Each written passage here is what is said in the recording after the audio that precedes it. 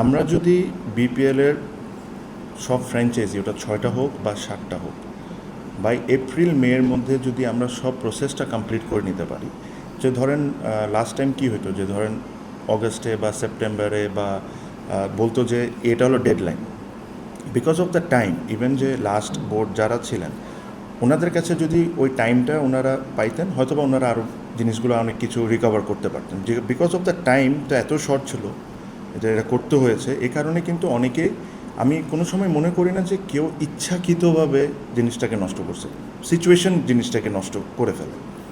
তো আমরা enough time নিয়ে যদি মে এপ্রিলের মধ্যে যদি আমরা সব ফ্র্যাঞ্চাইজ লক করতে পারি, সবার যে কমিটমেন্ট ফ্র্যাঞ্চাইজগুলোর ওগুলা যদি ফুলফিল করতে পারে, আর তারপরে যদি কেউ ডিফল্ট করে, I still have 3-4 months to find another franchise.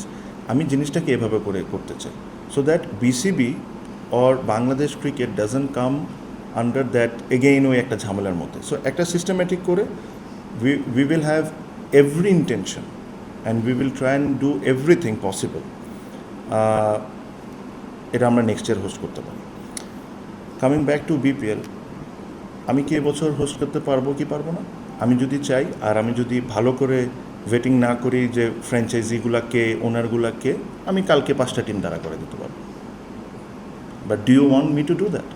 Absolutely not, ঠিক না? Do you want to see that মানে ক্রিকেটের মতো না হয় যেটা নিয়ে অন্য কথা নিয়ে আমরা ব্যস্ত থাকি? না, 5টা-6টা টিম আমি চাইলে কালকেও দাঁড়া করে দিতে পারি, বিক্রি করে দিতে পারি। না, আমি এটা করবো না, কারণ আমার জন্য ইম্পর্টেন্ট হলো অ্যাবসলিউটলি ফেয়ার ক্রিকেট, যতটুকু সম্ভব সব কিছু মেনটেন করে dignity of Bangladesh cricket board remains, and then I am going to go forward.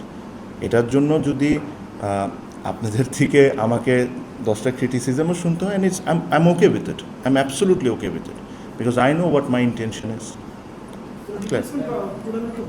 না না, আমরা কোনো রিফ্লেকশন, আমরা we are working on formula, একটা জিনিস করছি।